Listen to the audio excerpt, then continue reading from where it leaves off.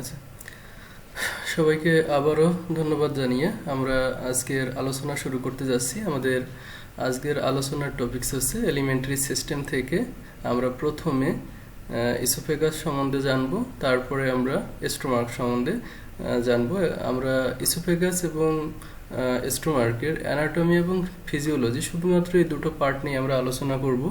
অন্যান্য যে pathological condition আমরা যদি পরবর্তীতে প্র্যাকটিস অফ মেডিসিন নিয়ে আলোচনা করার সুযোগ পাই, তখন আমরা এর সাথে প্যাথোলজি এবং সেই সাথে অন্যান্য বিষয়গুলো নিয়ে আমরা কথা বলবো। তো আমরা দেখতে পাচ্ছি একটা ছবি দেখা যাচ্ছে। ছবিটাতে আমরা এই যে মুখের অংশ দেখতে পাচ্ছি, এখানে দাঁতের অংশটা দেখা যাচ্ছে না। তো আমাদের আজকের আলোচনার বিষয় হচ্ছে মুখের পরে যে একটা নালী আছে, আমরা এটাকে টানেলও বলে থাকি অনেক সময়। এই যে টানেলটা দেখা যাচ্ছে, এই যে টানেলটা এটা স্টোমাক পর্যন্ত এসে শেষ হয়েছে। এই টানেলটার নামই হচ্ছে আমাদের ইসোফেগাস। আমরা যদি ছবিতে আরও একটু সুন্দর করে দেখি, এখানে আমরা দেখতে পাচ্ছি এই ছবিটায় যে খুব ভালোভাবে দেখা যাচ্ছে এটা আমাদের মুখ এবং দাঁত। তারপরে এই টানেলটা একটু ভেতর দিয়ে এখানে মানে কাটা হয়নি, এটাকে ডিসেকশন করে নাই, কিন্তু এখান থেকে শুরু করছে, কারণ আমাদের ইসোফেগাসের শুরুটা এখান থেকে। তো এই জায়গা থেকে শুরু করে একটা টানেল দেখা যাচ্ছে। এই টানেলটা স্টোমাকে এসে যখন পাতিত হয়েছে, এই যে লম্বা, এটা প্রায় 15 সেন্টিমিটার, 15 না, ভুল বলছি, 25 সেন্টিমিটার একটা দীর্ঘ টানেল। এই টানেলটাকে আমরা হচ্ছে ইসোফেগাস বলি। তাহলে এই টানেলটা কি এবং কি বিষয়ে আমরা সেই বিষয়টা এখন আলোচনা করব। আজকে আমরা যেটা ইসোফেগাস সম্বন্ধে যেটা বলবো সেটা হচ্ছে ইসোফেগাস বা অন্ননালী। বাংলায় হচ্ছে ইসোফেগাসের বাংলা হচ্ছে অন্ননালী। অন্ননালী কাকে বলে, এটার অবস্থান কোথায়, এর বৈশিষ্ট্য ধরন বা গঠনটা কেমন, এর রক্ত সরবরাহটা কোন কোন জায়গা থেকে রক্ত সরবরাহ হচ্ছে এবং এখান থেকে আবার কিভাবে এটা ফেরত যাচ্ছে, সেই সাথে এখানে কোন কোন নার্ভের সাপ্লাই আছে, সেই বিষয়গুলো আমরা এই ইসোফেগাসের যে টপিকসে আছে এখান থেকে আমরা এটা জেনে নেব। তাহলে আমরা একটু বইয়ের ভাষায় দেখি। ইসোফেগাস বা অন্ননালী, আমি একটু আগে বলছিলাম ইসোফেগাস এর বাংলা হচ্ছে অন্ননালী। তাহলে ইসোফেগাস বা অন্ননালী একটা মাস্কুলার অর্থাৎ মাসেল দ্বারা তৈরি একটা টিউব, যা ফেরিংস ও স্টোমাকের মধ্যে খাদ্য চলাচলের জন্য একটা পথ তৈরি করে দিয়েছে। অর্থাৎ এটা ফেরিংস থেকে শুরু হয়ে স্টোমাক পর্যন্ত যে একটা পথ, যেখান দিয়ে আমরা যে খাবারটা খাই সেই খাবারটা এই পথ দিয়ে আমাদের স্টোমাকে যেয়ে পাতিত হয়। তাহলে এর অবস্থানটা কোথায় সেটা একটু দেখে। অবস্থানটা হচ্ছে এটি ক্রিকয়েড কার্টিলেজের নিচে সীমা হইতে 7 নং কোস্টাল কার্টিলেজ পর্যন্ত বিস্তৃত। এটি আংশিকভাবে নেক গ্রীবাদেশে, বেশিরভাগ অংশ থোরাক্স এবং ক্ষুদ্র একটি অংশ হচ্ছে অ্যাবডোমিনাল ক্যাভিটে অবস্থান করছে। আচ্ছা, আমরা যদি অবস্থানটা একটু দেখি, এইখানেই আমরা ভালো দেখতে পারবো এই ছবিটার মধ্যে যে এই জায়গা থেকে আমাদের এটা শুরু হয়েছে। তো এটা হচ্ছে আমাদের ক্রিকয়েড কার্টিলেজ থেকে এটা শুরু হয়েছে। ক্রিকয়েড কার্টিলেজ হচ্ছে আমাদের মুখের নিচে, অর্থাৎ আমরা যে মুখ আলোচনা করছিলাম, মুখের পিছনে আমাদের ইপিগ্লটিস নামে একটা রিজন আছে। সেই রিজনের পাশে হচ্ছে আমাদের ক্রিকয়েড কার্টিলেজ। সেইখান থেকে আমাদের এটা শুরু হয়েছে। যদি আমরা এটা থোরাসিকের রিবস হিসেবে হিসাব করি যে কোন রিবস থেকে এটা শুরু হয়েছে, তাহলে আমরা এটা বলি যে আমাদের যে ক্লাভিকল নামে আমাদের যে একটা হাড় আছে, সেইখান থেকে এটা শুরু হয়ে সরাসরি আমাদের অ্যাবডোমেনের নিচে পর্যন্ত এটা অবস্থান করতেছে।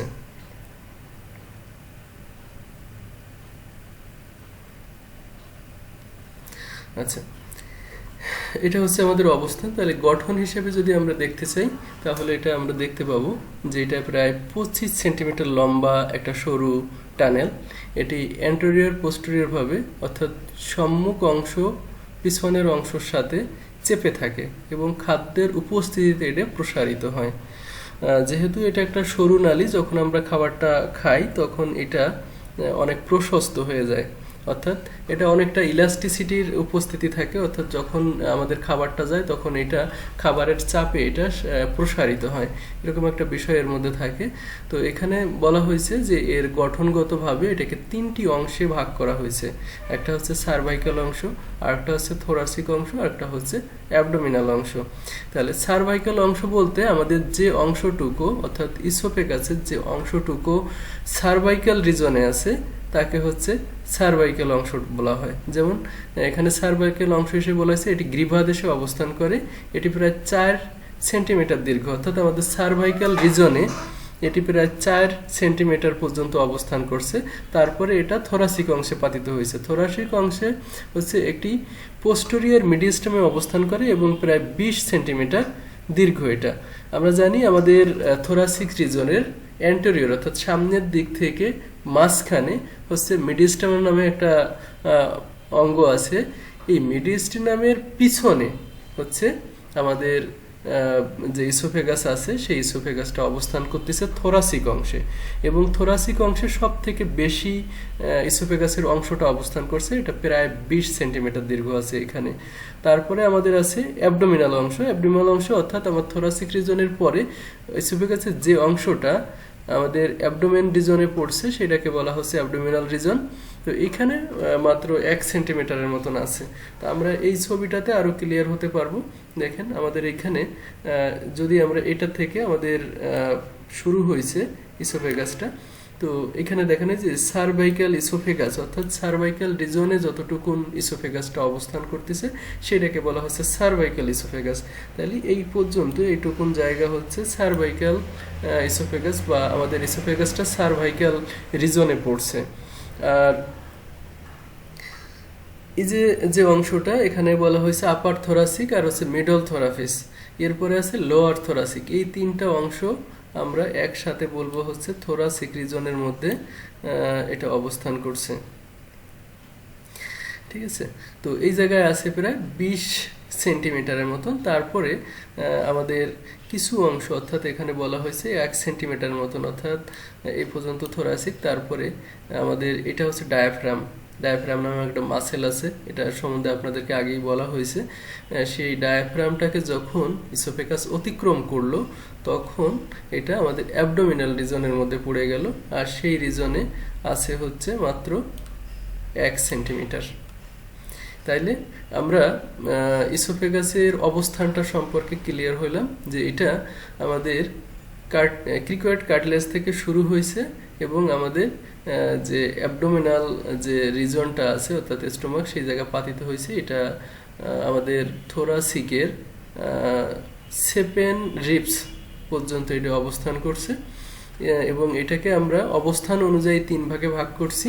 কারণ আমাদের এই ইসোফেগাসটা আমাদের যে ভার্টিব্রাগুলো আছে সেই ভার্টিব্রার যে রিজনগুলো সেই রিজনে 3টা রিজন সে অতিক্রম করছে। আমাদের প্রথম রিজনটা হচ্ছে সার্ভাইকাল রিজন, দ্বিতীয় রিজনটা হচ্ছে থোরাসিক, আর তৃতীয় রিজনটা এখানে অ্যাবডোমিনাল রিজন ধরা হয়েছে। অথবা আমরা এটাও আপনার থোরাসিক রিজনের মধ্যেই পড়ে, বাট এখানে স্টোমার্কের উপরে ভিত্তি করে এটাকে অ্যাবডোমিনাল ইসোফেগাস বলা হয়েছে। তাইলে আমরা সার্ভাইকাল ইসোফেগাসে পাইছি হচ্ছে 4 সেন্টিমিটারের মতো, আর থোরাসিক ইসোফেগাসের মধ্যে আমরা পাইছি হচ্ছে 20 সেন্টিমিটারের মতো, আর তারপরে আমরা 1 সেন্টিমিটার পাইছি হচ্ছে অ্যাবডোমিনাল ইসোফেগাসের মধ্যে। এই মোট 25 সেন্টিমিটার লম্বা আমাদের ইসোফেগাসটা। তো আমরা যদি এবার একটু দেখি, এখানে বলা হয়েছে 4টি কনস্ট্রিকশন আছে, অর্থাৎ আমাদের যে ইসোফেগাসটা আছে সেটা কিছু কিছু জায়গায় চাপা আছে। অর্থাৎ আমরা যে খাবারটা খাই সেই খাবারটা যখন আমাদের ইসোফেগাসের মধ্য দিয়ে যায় তখন এটা কিন্তু গ্র্যাভিটির রিজনের টানে নিচের দিকে যায় না, এটা আমাদের ইসোফেগাসটা একবার কন্ট্রাকশন করে একবার রিল্যাক্সেশন হয়। এই মোবিলিটির কারণে অথবা এই মুভমেন্টের কারণে আমাদের খাবারটা উপর থেকে ধীরে ধীরে নিচের দিকে যায় এবং আমাদের স্টোমার্কে পাতিত হয়। তো এই যে কন্ট্রাকশন হয়, কন্ট্রাকশন হওয়ার কারণে কিছু কিছু জায়গায় চাপা থাকে, সেরকম এইখানে একটা চাপা আছে। এই চাপাটার উপর বেসিস করে আমাদের ইসোফেগাসের 4টে জায়গায় চাপা আছে। সেই চাপাগুলোর নামটাকে বলা হয়েছে, এখানে ইংরেজিতে বলা হয় কনস্ট্রিকশন, বাংলায় বলা হচ্ছে সংকোচন। যে জায়গাগুলো চাপা আছে সেই জায়গাগুলোকে বলা হচ্ছে সংকোচন বা কনস্ট্রিকশন ইংরেজিতে। তো এইটা কোথায় কোথায় আছে 4টা রিজন সেটা এখানে দেখানো হয়েছে। বলা হচ্ছে ইনসিসর বা কর্তন দাঁত হতে 15 সেন্টিমিটার নিচে, ইনসিসর বা কর্তন দাঁত হতে 22.5 সেন্টিমিটার নিচে, যা আর্টস অফ অ্যাওর্টা কর্তৃক সৃষ্টি, এবং ইনসিসর দাঁত হতে 27.5 সেন্টিমিটার নিচে, যা লেফট ব্রঙ্কাস কর্তৃক সৃষ্টি। আর হচ্ছে ইনসিসর দাঁত হতে 37.5 সেন্টিমিটার নিচে, যা ডায়াফ্রাম কর্তৃক সৃষ্টি। তাহলে এই জিনিসটা আমরা একটু বোঝার চেষ্টা করি, যে কনস্ট্রিকশনটা আছে। তাহলে আমাদের প্রথম কনস্ট্রিকশনটা আছে হচ্ছে আমাদের ইনসিসর দাঁত। আমরা এর আগের ক্লাসে দাঁত সম্বন্ধে পড়ছি, আমি আবার দেখাই দেব যে ইনসিসর দাঁত কোনটা। দেখেন এইখানে এই যে শূন্যতে একটা দাগ দেওয়া আছে, এখানে দাগে আমাদের এই যে দাঁতটা আছে এটাকে বলা হয় ইনসিসর দাঁত। আমরা এর আগের ক্লাসে এটা পড়ছিলাম, এটা হচ্ছে আপার সেন্ট্রাল ইনসিসর, অর্থাৎ সেন্টার বলা হয়েছে আমাদের ইনসিসর দাঁতের মাঝখান দিয়ে এটাকে নেওয়া হয়েছে, এই জন্য এটাকে সেন্ট্রাল বলা হয়েছে। তো আমাদের প্রথম যে কনস্ট্রিকশনটা আছে সেটা হচ্ছে ইনসিসর দাঁত থেকে 15 সেন্টিমিটার নিচে, যেটা আমরা এখানে দেখতে পাচ্ছি। এখানে একটা কনস্ট্রিকশন আছে বা সংকোচন আছে ইসোফেগাসের। তারপরে বলা হয়েছে যে আমাদের দ্বিতীয় যে সংকোচনটা আছে সেটা হচ্ছে ইনসিসর থেকে 22.5 সেন্টিমিটার নিচে, যা আর্টস অফ অ্যাওর্টা কর্তৃক সৃষ্টি। তাইলে আমাদের 22 যদি আমরা দেখতে যাই তাহলে এইখানে আসে এটা। তো এইটা আমরা এই যে কনস্ট্রিকশনটা সেটা যেভাবে তৈরি হয়েছে সেটা সম্বন্ধে আমরা একটু দেখি। এখানে দেখেন অ্যাওর্টা দ্বারা সৃষ্টি দ্বিতীয় সংকোচন, অর্থাৎ আমাদের হার্ট থেকে যে অ্যাওর্টাটা বের হয়েছে সেই অ্যাওর্টা এসে এখানে আমাদের ইসোফেগাসকে একটা চাপ তৈরি করছে। সেই চাপের কারণে আমাদের ইসোফেগাসটা একটা কনস্ট্রিকশন হয়েছে, সেটা আমাদের দ্বিতীয় সংকোচন, যেটা অ্যাওর্টা দ্বারা সৃষ্টি হয়েছে। তারপরে আমাদের 3 নম্বর যেটা আছে এটা হচ্ছে ইনসিসর থেকে 27.5 সেন্টিমিটার নিচে, যা লেফট ব্রঙ্কাস কর্তৃক সৃষ্টি হয়েছে। আমরা আবারও একটু ফিগারটা দেখি। দেখেন এখানে বাম ব্রঙ্কাস দ্বারা সৃষ্ট তৃতীয় সংকোচন। আমাদের এই যে নালীটা আমরা দেখতে পাচ্ছি, এই নালীটা হচ্ছে আমাদের ট্রাকিয়া। এখানে এসে অবশ্য ব্রঙ্কাস নাম ধারণ করছে এটা। তো এই ব্রঙ্কাসটা এখানে এসে 2 ভাগে ভাগ হয়েছে। এটা হচ্ছে লেফট প্রিন্সিপাল ব্রঙ্কাস, এটা হচ্ছে রাইট প্রিন্সিপাল ব্রঙ্কাস, এটা হচ্ছে লেফট প্রিন্সিপাল ব্রঙ্কাস। এই যে এখানে লিখে দিয়েছে বাম ব্রঙ্কাস দ্বারা সৃষ্ট তৃতীয় কনস্ট্রিকশন। তাইলে আমরা এই যে লেফট প্রিন্সিপাল ব্রঙ্কাসটা এই দিকে যখন যাচ্ছিল তখন আবার আমাদের এই ইসোফেগাসকে আরেকটা চাপ প্রয়োগ করছে। এই চাপ প্রয়োগ করার কারণে এইখানে আর একটা চাপের সৃষ্টি হয়েছে। আর চতুর্থতে আছে হচ্ছে আমাদের ডায়াফ্রামকে যখন ইসোফেগাস অতিক্রম করতেছে সেই সময় ডায়াফ্রামের কারণে এখানে আর একটা চাপ সৃষ্টি হয়েছে, সেটা হচ্ছে চতুর্থ সংকোচন, যেটা আমরা এই যে এইখানে দেখতে পাচ্ছি। তাহলে আমরা এখানে 4টা সংকোচন বা কনস্ট্রিকশন দেখতে পাইলাম। একটা হচ্ছে শুরুতে, ঠিক আছে, দ্বিতীয়টা হচ্ছে অ্যাওর্টা দ্বারা সৃষ্টি, তৃতীয়টা হচ্ছে আমাদের লেফট ব্রঙ্কাস দ্বারা সৃষ্টি হয়েছে, আর চতুর্থটা হচ্ছে ডায়াফ্রাম দ্বারা সৃষ্টি হয়েছে। তাহলে এটা গেল আমাদের কনস্ট্রিকশন, যেটা এখানে আমাদের ইনসিসর দাঁত থেকে এটাকে সেন্টিমিটার হিসেবে মেপে এই জায়গাটাকে ইন্ডিকেট করে দেখানো হয়েছে। যদি আমরা আমাদের ইসোফেগাসে রক্ত সরবরাহ করছে কোন জায়গায় থেকে সেটা সম্বন্ধে জানতে চাই, তাহলে আমরা জানতে পারবো এখানে সার্ভাইকাল অংশে হচ্ছে ইনফেরিয়র থাইরয়েড আর্টারি দ্বারা এখানে অক্সিজেনেটেড রক্তটা সাপ্লাই হয়েছে। আর দ্বিতীয় অংশ হচ্ছে থোরাসিক রিজনের ডিসেন্ডিং থোরাসিক অ্যাওর্টা ইসোফেজিয়াল শাখা দ্বারা এটা রক্ত সরবরাহ হয়েছে। আর তৃতীয় অর্থাৎ অ্যাবডোমিনাল অংশে হচ্ছে লেফট গ্যাস্ট্রিক আর্টারি ইসোফেগাল শাখা দ্বারা এখানে রক্ত সরবরাহ করা হয়েছে।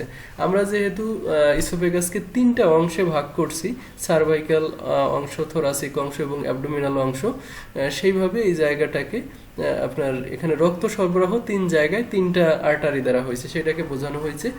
আর এখান থেকে রক্ত নিষ্কাশিত অর্থাৎ রক্তটাকে সরায় নিচে হচ্ছে সার্ভাইকাল অংশে ব্রঙ্কিওসেফালিক ভেইন, থোরাসিক অংশ থেকে হচ্ছে অ্যাজাইগোস ভেইন, আর অ্যাবডোমিনাল অংশ থেকে হচ্ছে লেফট গ্যাস্ট্রিক ভেইন দ্বারা এখান থেকে রক্তটা নিষ্কাশিত হয়েছে। লিম্ফেটিক ড্রেস এখানে যেসব নাসিকা আছে তা হচ্ছে সার্ভাইকাল অংশে ডিপ সার্ভাইকাল নোডে, থোরাসিক অংশে হচ্ছে পোস্টেরিয়াল মিডিয়াস্টাল নোডে, আর অ্যাবডোমিনাল অংশে হচ্ছে লেফট গ্যাস্ট্রিক নোড। আর এখানে নার্ভ সাপ্লাই হয়েছে 2 ধরনের নার্ভ সাপ্লাই, এটা হচ্ছে সিম্প্যাথেটিক নার্ভ সাপ্লাই আর একটা হচ্ছে প্যারাসিম্প্যাথেটিক নার্ভ সাপ্লাই। সিম্প্যাথেটিক নার্ভটা হচ্ছে প্যারাসিম্প্যাথেটিকের বিপরীত, অর্থাৎ আমাদের কিছু ইনভলেন্টারি মুভমেন্ট হয় যেগুলো আমাদের নিয়ন্ত্রণের পদ্ধতি থাকে না। আমরা যখন নার্ভাস সিস্টেম পড়বো তখন আমরা এই বিষয়টা ভালো জানতে পারবো। তো এই সিম্প্যাথেটিক নার্ভটা যে কাজটা করে ঠিক তার বিপরীত কাজ করে হচ্ছে প্যারাসিম্প্যাথেটিক নার্ভটা। তো এখানে এই 2 ধরনের নার্ভটাই এখানে আসছে, কারণ আমরা যখন খাবার খাই তখন আমরা যেমন খাবারটা খাওয়ার জন্য আমাদের ইসোফেগাসটা কনস্ট্রিকশন অর্থাৎ মুভমেন্ট হচ্ছে, ঠিক একইভাবে এটা রিল্যাক্সও হচ্ছে। তো সিম্প্যাথেটিক নার্ভটা আমাদের ধরেন কনস্ট্রিকশন করছে, আবার প্যারাসিম্প্যাথেটিক এটাকে রিল্যাক্স করতেছে। এইভাবে এটা পর্যায়ক্রমে একটার পরে একটা কাজ করে যায়। এখানে যেটা বলছে সিম্প্যাথেটিক নার্ভ উপর দিকে হাফ অংশ অর্থাৎ 1/2 অংশ সার্ভাইকাল গ্যাংলিয়ন এবং নিচের হাফ অংশ আপার 4th থোরাসিক গ্যাংলিয়ন দ্বারা সরবরাহ লাভ করে। এরা ভেজোমোটর রক্তনাসিকা দ্বারা প্রসারিত হয়। আর প্যারাসিম্প্যাথেটিক হচ্ছে উপর দিকের হাফ অংশ রিকারেন্ট নেরেলজিয়াল নার্ভ আর হচ্ছে নিচের হাফ অংশ ভ্যাগাস নার্ভ দ্বারা সরবরাহ করে।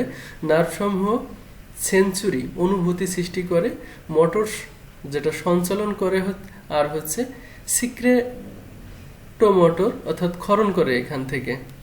আচ্ছা, এটা ছিল আমাদের ইসোফেগাসের একটা সংক্ষিপ্ত আলোচনা। আমি আর একবার এই বিষয়টাকে একটু আলোচনা করে দিচ্ছি। সেটা হচ্ছে ইসোফেগাস হচ্ছে আমাদের একটা মাংস দ্বারা তৈরি একটা নালী, যে নালীটা শুরু হয়েছে আমাদের ফ্যারিংস থেকে এবং শেষ হয়েছে স্টোমাকে যাইয়া। এটা আমরা যে খাবারটা খাই সেই খাবারটা আমাদের মুখ থেকে যখন ইপিগ্লটিস পার হয় তখন ইসোফেগাসের শুরু হয়েছে এবং এটা শেষ হয়েছে আমাদের স্টোমাক দিয়ে। অর্থাৎ খাবারটা যখন আমরা খাচ্ছি তখন আমরা গিলতেছি তখন এটা ইপিগ্লটিস পার হয়ে আমাদের ইসোফেগাসের মধ্য দিয়ে আমাদের স্টোমাকে চলে যাচ্ছে। এই যে পথটা, সেই সরু পথটাকে আমরা হচ্ছে ইসোফেগাস বলতেছি। এটার অবস্থান হচ্ছে এটি ক্রিকয়েড কার্টিলেজের সীমা হইতে সপ্তম কোস্টাল কার্টিলেজ বলতে আমাদের যে রিবসগুলো আছে সেই রিবসগুলো যে 7 নম্বর রিবস, সেই 7 নম্বর রিবস পর্যন্ত এটা বিস্তৃত আছে এবং এটা আংশিকভাবে আমাদের সার্ভাইকাল রিজন, আংশিকভাবে থোরাসিক রিজন এবং একটি ছোট্ট অংশ আমাদের অ্যাবডোমিনাল ক্যাভিটিতে অবস্থান করতেছে। সেইভাবে আমাদের এটা ভাগও করা হয়েছে, সেইভাবে যে এটা 3টা ভাগে বিভক্ত করা হয়েছে, একটা সার্ভাইকাল, একটা থোরাসিক অংশ আর একটা হচ্ছে অ্যাবডোমিনাল অংশ। সার্ভাইকাল অংশটা আমাদের প্রায় 4 সেন্টিমিটার বিস্তৃত আছে আমাদের ইসোফেগাসটা, থোরাসিক অঞ্চলে প্রায় 20 সেন্টিমিটার বিস্তৃত আছে এবং অ্যাবডোমিনাল অঞ্চলে প্রায় 1 সেন্টিমিটারের মতন বিস্তৃত আছে আমাদের ইসোফেগাসটা। আচ্ছা, এখানে আমাদের কিছু কিছু কনস্ট্রিকশন দেখানো হয়েছে। কনস্ট্রিকশন বলতে আমি বলছি আমাদের খাদ্য নালীতে অর্থাৎ অন্ন নালীতে কিছু জায়গায় চাপানো আছে। সেই চাপানো কেন এবং কোথায় আছে সেটা সম্বন্ধে এখানে বলা হয়েছে। সেটা হচ্ছে আমাদের প্রথম চাপানো হচ্ছে শুরুতে একটা সংকোচন তৈরি হয়, কারণ এই জায়গাতে আমাদের যেহেতু খাবারটা প্রথমেই আসে সেই জন্য এখানে একটা চাপানো আছে। শুরু এবং প্রথম সংকোচন এটা, যেটা সার্ভাইকাল অঞ্চলের মধ্যে আছে। দ্বিতীয় শুরুটা হচ্ছে আমাদের যে অ্যাওটা আছে, সেই অ্যাওটা আমাদের ইসোফেগাসকে পার করার সময় সেই সময় এটা একটা চাপ সৃষ্টি করছে, সেজন্য এখানে একটা সংকোচন তৈরি হয়েছে। তৃতীয়টা আছে আমাদের বাম ব্রঙ্কাস দ্বারা একটা চাপের সৃষ্টি হয়েছে, সেই জায়গায় একটা সংকোচন আছে। আর শেষে হচ্ছে যখন আমাদের ইসোফেগাস ডায়াফ্রামকে অতিক্রম করছে সেই জায়গায় একটা সংকোচন আছে। এরপরে আমরা দেখছিলাম হচ্ছে যে এর রক্ত সরবরাহ করছে কে। আমরা দেখলাম এখানে 3টা অঞ্চলে 3 ধরনের আর্টারি দ্বারা এখানে রক্ত সাপ্লাই হয়েছে। সেটা হচ্ছে সার্ভাইকাল রিজনে হচ্ছে ইনফেরিয়র থাইরয়েড আর্টারি, থোরাসিক অঞ্চলে ডিসেন্ডিং থোরাসিক অ্যাওর্টা, আর এটার হচ্ছে ইসোফেজিয়াল শাখা, আর অ্যাবডোমিনাল হচ্ছে গ্যাস্ট্রিক আর্টারির ইসোফেজিয়াল শাখা। আর এখান থেকে রক্তটাকে সরাই নিয়ে যাচ্ছে, অর্থাৎ রক্তটা যখন আসতেছে, আসার পরে এটা আবার এটা ডিঅক্সিনেট হয়ে এখান থেকে ফেরত যায় হার্টে। সেই ফেরত নিয়ে যাচ্ছে হচ্ছে আমাদের সার্ভাইকেল অংশ থেকে নিচ্ছে ব্রঙ্কিওসেফালিক ভেইনে নিচ্ছে, থোরাসিক অঞ্চল থেকে নিচ্ছে অ্যাজাইগোস ভেইনে, এবং অ্যাবডোমিনাল অঞ্চল থেকে নিচ্ছে লেফট গ্যাস্ট্রিক ভেইনে। ঠিক আছে, এখানে দুই ধরনের নার্ভ সাপ্লাই আছে, একটা হচ্ছে সিম্প্যাথেটিক আর একটা হচ্ছে প্যারাসিম্প্যাথেটিক। তো সিম্প্যাথেটিক নার্ভগুলো কি করতেছে, আমাদের যে রক্ত নালিকাগুলো আছে সেগুলোকে প্রসারিত করতেছে, আর প্যারাসিম্প্যাথেটিক নার্ভ কি করতেছে, এটাকে কনস্ট্রিকশন করতেছে। তো এটা ছিল আমাদের ইসোফেগাসের মোটামুটি একটা সংক্ষিপ্ত বর্ণনা। এখানে একটা ফিগার দিয়ে, একটা ফিগারের মধ্যে এখানে প্রায় সবকিছুই খুব শর্ট করে এটাকে আলোচনা করার একটা চেষ্টা করা হয়েছে। ঠিক আছে, এটা আপনাদের কাছে শীটটা যাবে, তখন এটা সম্বন্ধে আপনারা একটু দেখে নেবেন। তো ধন্যবাদ আপনাদেরকে। আমরা এখন আমাদের আজকের আলোচনার প্রথম পার্ট অর্থাৎ ইসোফেগাস আমরা শেষ করতেছি এখানে।